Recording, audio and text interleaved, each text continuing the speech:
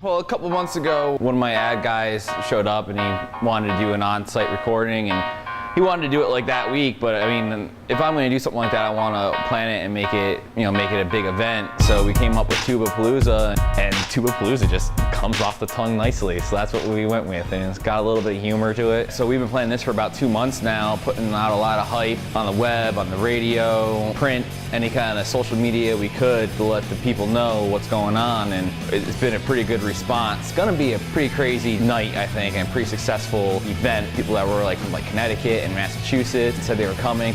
So I think everybody's on the same page that we definitely need some help in the shop. We had the foreshadow to hire a friend of ours, Adam. I trust him, he knows the game, he knows the industry, and he's very trustworthy. It's good to know that I can still count on him when I'm in a pinch and when I need some help.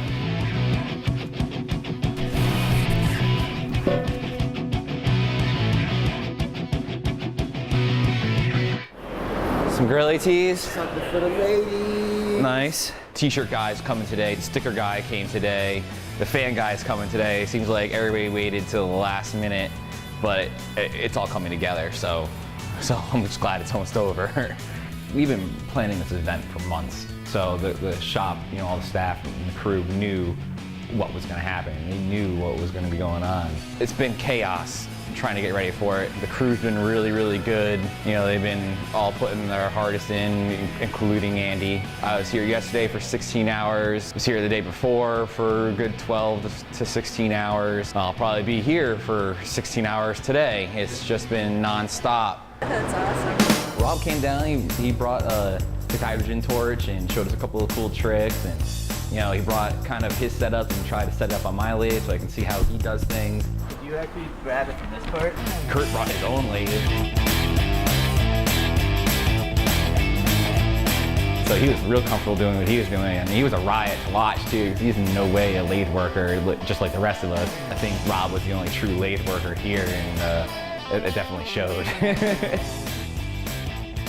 My expectation tonight is that, one, I'm gonna get a lot of consumers from outside the area, people that haven't been to any of our events yet. Last couple of times it's just been kind of the locals, kind of the regulars, which is fun, but the sales aren't that good when it's just the regulars. So I'm hoping that I'm gonna get a lot of out-of-towners. I'm hoping that I'm gonna get a lot of glass blowers in for this one. That's kind of my goal, is to show the glass community what it is we're doing here, and to get them excited and want to get them involved. So that way, if we can get them involved, they can spread the hype to the general public, and then this place will just become an East Coast mecca, I hope.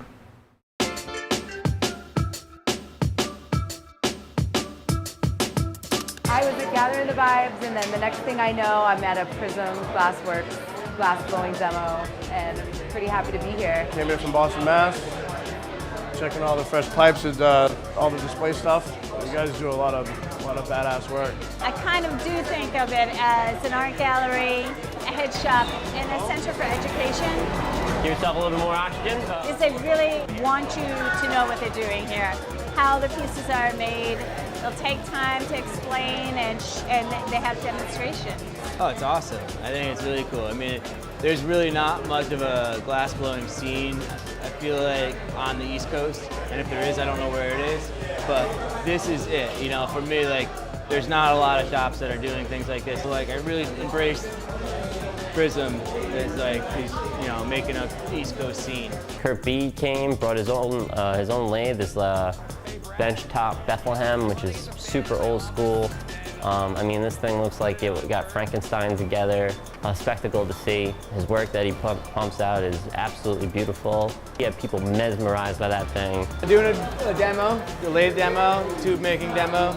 I was honored. Phil invited me to come do this. So I'm gonna make a couple bongs and see how it goes. This is pretty much it. I was expecting just to come here and do a bunch of work, meet some cool people. They said they'd have some beer for me, so that was cool. Again, especially with the lathe that's so new, to us at least, it's cool to see the way another person works. Yeah, I met Phil in Atlantic City. He called me and said, "You want to come down to Troy for a little bit and hang out?" I was like, "Yeah, here I am." Kurt's a riot. This is the second time we've had him here. He came to here with a grand opening with D-Rec, and Kurt's just, He's just so much fun to hang out with, man. He's with the handlebar mustache, and he's just got a wacky sense of humor. It's definitely a party every time you hang out with him, I gotta tell you. The type of the technique is grawl work. There's a color section in the tube that's a black and white section. It's all glass. A lot of people are like, oh, is there a sticker, is it decal? You know, it's all glass. And there's layers of glass that I sandblast through to create an image by stenciling. And then I rework the glass so it becomes all smooth again. So it's not like a sandblasted like rough glass or bumpy. It's all smooth like glass again. The series I've been doing it's like an Art Deco, black and white Art Deco motif.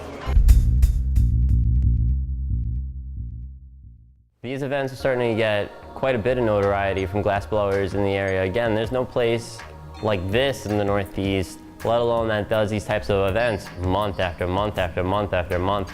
And the talent that Phil's been able to bring in, it always seems to trump itself. Every event is always better than the last one. It's really, really remarkable. Usually turnout out events are pretty slow in the summer. We don't have the college students. A lot of people are on vacation. The track is open. So there's a lot of things to compete with on a Friday night. We had people come from South Jersey to Tupapalooza, so the turnout was there. The fact that we got that turnout in the middle of the summer on a Friday night is just amazing. The people were here, the setup was great. We definitely had a palooza with the tubes and accessories, great turnout. I mean, I think that was, aside from like grand opening and a couple of others, like that was one of the better turnouts. So if we do that, you know, when the college kids are here and we don't have to compete against other events, I can only just seeing this thing getting bigger.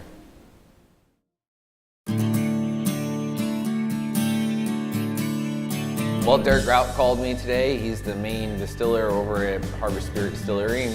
Apparently he's interested in getting some custom bottles made for a special reserve spirit that he's been distilling. All right, you ready to go to this vodka tasting? All right, let's do this. Pretty excited, never been to a distillery before. Pull the fort down. We'll bring back some samples. Shotgun. I brought my buddy Sean in to be our DD. Which is kind of scary because he's a bad driver when he's sober. All right, don't kill us, dude.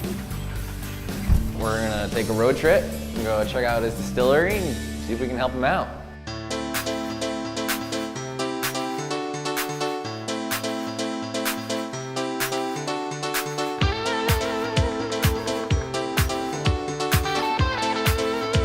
So we came down today to Golden Harbor Spirits and we met up with Derek, the distiller here. I mean, this is rather strong. 60% alcohol with black raspberries in it. And he gave us a tour of the place, and this is one cool freaking place. The main components of a distillery are the kettle and the condenser over there. Okay. And that's why each one of these barrels have differing levels of quality, because each one's its own distillation.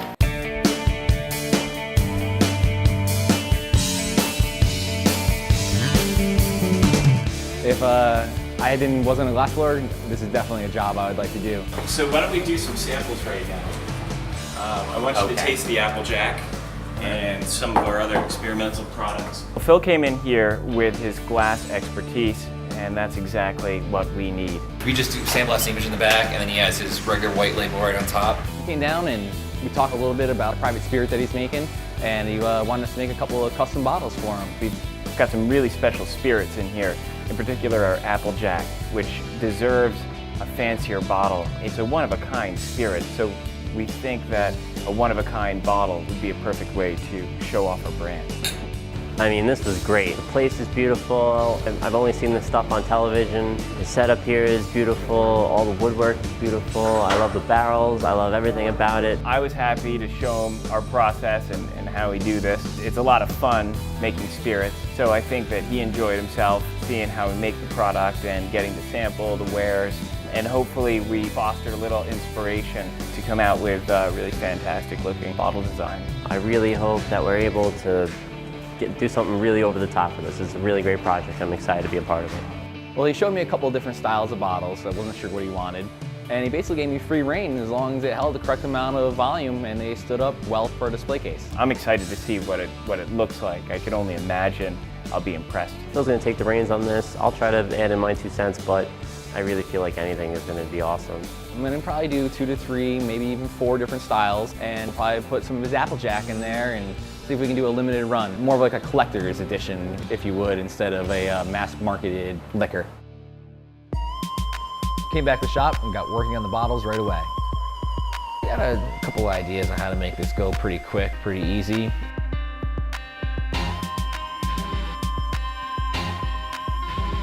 I'm also going to do 2 to 3 different styles, definitely 2 styles. I'm going to do an apple-shaped style since it is core, made from apples. I'm also going to do the cylindrical style, which is more classic to the style that he already has.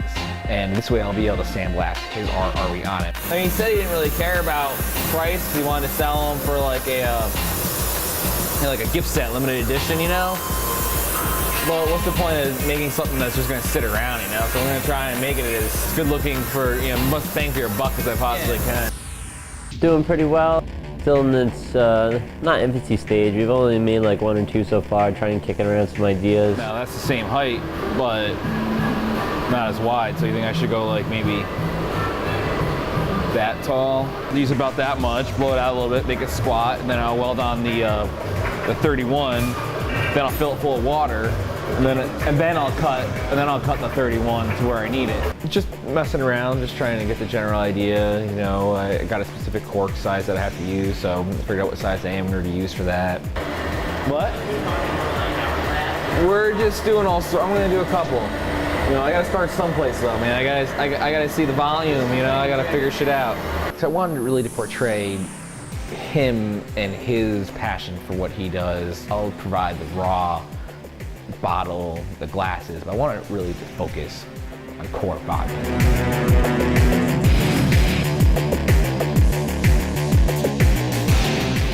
Wow, wow. Epic fail. Way under? Way over. Yeah, I should have puffed it out a little bit. What I used wasn't quite big enough, but it was all right. It gave me the first idea of what I have to do next. I know now I gotta use a little bit more glass and maybe blow it out a little bit. I didn't make it hold 750 milliliters, but I did all right. I think I got a better idea of what I gotta do, and the next one will be no problem. You gotta fail once or twice. All right.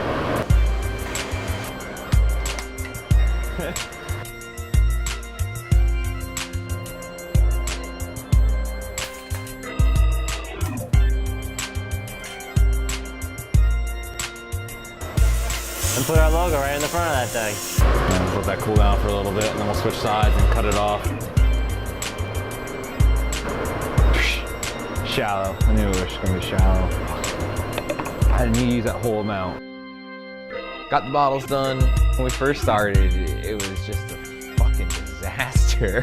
That's not a good pour at all. That's a bad bottle. That's the worst one yet. That was a whole third off. It's exactly a half liter. I don't know, do they sell half liters? I don't know.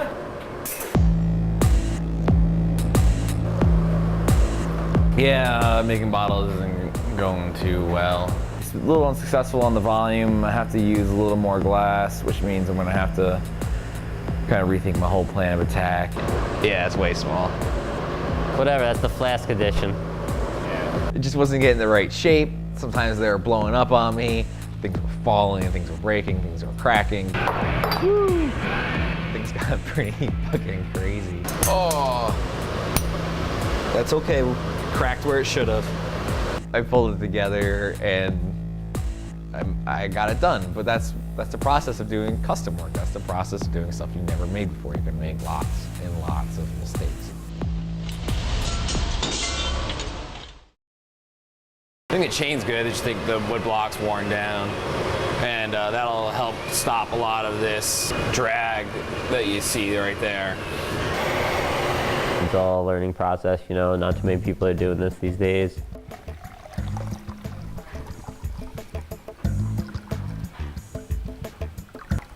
Oh, wow. Hey! Woo! I win! Pay me! You pay me now! I'm happy with the way they turned out. It was a little bit harder than expected. You know, we got his logo on there. We got the percentage of alcohol that's on there. I think we did a really good job. I think he's gonna really, really like them. That little amount that the cork was touching, that's 750 milliliters on the nose. Sweet. I had fun doing it. I would make 100 more if I had to. I'm just really happy that they're all done. They look good, that they're on their way to Harbor Spirits.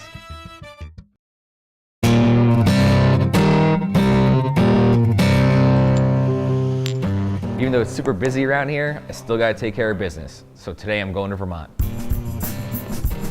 It's really important that I go make trips like this because these are the people that help me develop my brand and develop me as a glassblower. It's made a lot of shotguns lately, huh? Well, you, buddy, you made shotguns for like 3 days straight. I guess so. You wanna grab whatever good bubs we have in the case and whatever Andy made yesterday? Yeah, I got it right here, boss. You know, it's really important that we make a stand in our community. People know that our glass is available. Our local demographic is what has built us as a company, and it's real important to still stay true to that.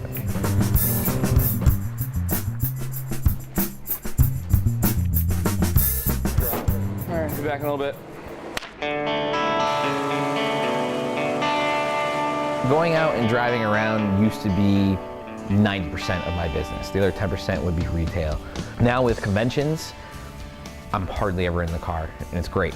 One, you use a whole day driving around. I get up at 7 in the morning, got my whole route planned, got 5 shops to go to. Say I'm going to Connecticut, have to plan my route down and back, make sure that I still have a little bit of glass left over for the last shop. A lot of strategic planning involved in going out and driving around the country selling glass, whereas, yeah, there's a lot of involvement in going to a convention, but it's just there. You go there, you bring some product, bring a couple samples, pick in your orders, fill your orders. Simple. We have improved a way of distributing our product, but it's still really important to get in the car and go out and hustle day to day, or once a month, once every 2 months. Just stay in contact with those local shops that help build you. Since when did that happen? Usually when we go to this place, we go around the back and bang on the door, so we don't have to go through the customers. But apparently that alley is like a shared alley or something like that. So there's all this new fencing and stuff. I haven't been there in like 6 months. And I'm like, okay, so I'm walking around the city with some rifle cases in my hand. Probably isn't too out of place for Vermont, you know? Pull up, and he wasn't there. And I had an appointment at 10:30 in the morning, like we always do. Usually it's not such a big deal because I'm behind the shop. I'm just kind of there by myself, and no one's gonna bother me. If you've reached this message during our regular business hours, we're either busy helping customers or momentarily away from the shop. Thanks, have a great day. Bye-bye. Get my car, start doing a U-turn out the corner of my eye. I see Scott walking up to the shop. I'm like, oh, thank God. The pink stuff always does well.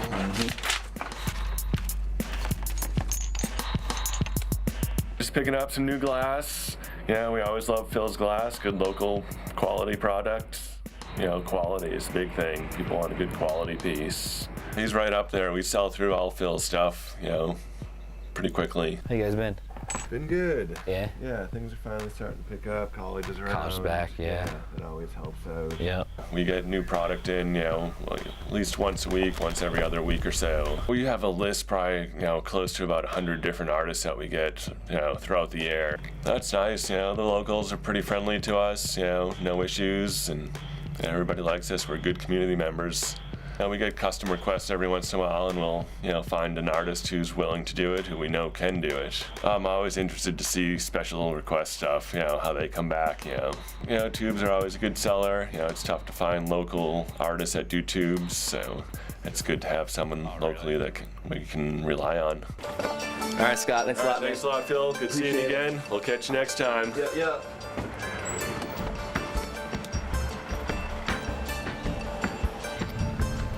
Pretty good day.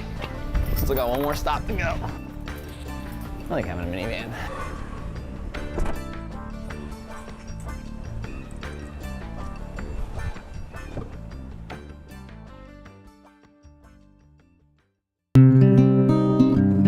Today, me and Brad went down to Harbor Spirits to drop off the bottles. Grab some cups and then grab some fresh cider. Awesome. Oh yeah. It smells even better. I'm bringing home a dozen donuts to everybody. Oh, it smelled so good as soon as I walked in. Like, he's got something cooking in here. It smells really good. Either that or it's just like the fresh wood, I don't know. Got a nice tour again of the distillery this time, since it was after harvest time. We got like a behind the scenes tour of like the whole orchard. Sometimes you use just a certain kind of apple. Like the previous batch, we used just Honeycrisp apple. The orchard was in full operation when we first went there, so it was nice. We were able to walk around undisturbed by the general public. Cheers. Wow. That's really good. We were talking to each other about where the name Cornelius came from on the bottle, and everybody kept asking us, and we're like, I have no idea. So we're sitting there, and we're in the back, and we're watching the apples get put into this press, and then there's this dude that just presses apples all day long, and that dude's name is Cornelius. Hey Cornelius, it's Philip. And that is where the namesake of the Applejack comes from. You make an amazing cider. Yeah. He's been working on that orchard since the early 70s apparently. So it's just really cool that we actually got to meet Cornelius.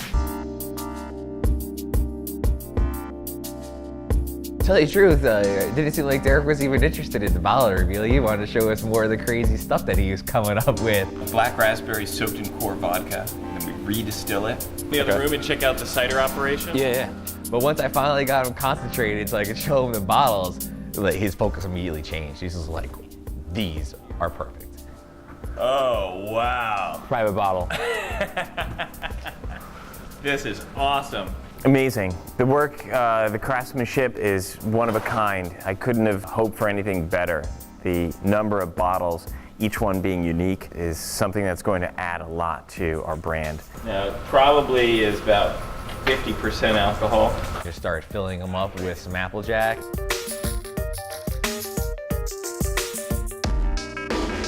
That's so gorgeous, look at that. Very nice. And you look through it and it magnifies it. Oh, I should have did it backwards. That's so awesome. Started putting them on a shelf and they just looked fantastic, filled with the spirits right in them. These are the good ones. So do you see how these things line up nicely up here? He started filling the bottles with the special spirits that he was preparing for these. So what we're gonna do is we're gonna pull samples out of a barrel right over there. Fill this up with cask strength Applejack. Then we got to taste that in addition to the normal Applejack, and it is smooth. Cheers. Cheers. This is cask strength Applejack. It is so much smoother than the regular Applejack. It just has like this really nice finish. We've got about 12 bottles, I think, that we're going to be dipping in wax with our best Applejack. And what's really special about these bottles is each one is unique, kind of reflects the fact that each barrel here is unique and different. I'm not sure if those measurements are 100% accurate, but Don't worry. I went as close as I could. Yeah, it doesn't matter. I mean, like, They might the be fact in- that they're different is makes it Cool. so unique. Each one is its own creation. It's really fantastic. I've collected bottles since I was a kid. I wanted something that's from the Hudson Valley that had our best product with the best glass blower in the area, kind of combining to make a real product that can last through the ages. This one is super tit shaped. That's probably the one that you liked the first time that we went off of. We're really happy to have them in-house as a showpiece for the excellence that we do at the highest level. I think anybody that would buy this bottle would be proud to have it part of their bourbon collection. Nice job. Thank It's you. like perfection.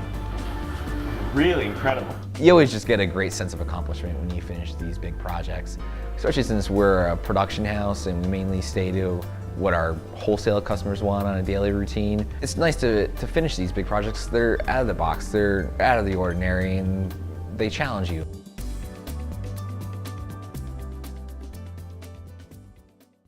I'm a little bit of a breakfast sandwich connoisseur. Getting some bacon, egg, and cheese. Come here every time I go to, on my way back. It's like a, I don't know, like a tradition, I guess. I try and find the best bacon, egg, and cheese spot in every town I go to. This by far has got the best. So it starts with their roll. Their roll isn't like a sourdough roll, but it's got that nice weight and that nice consistency.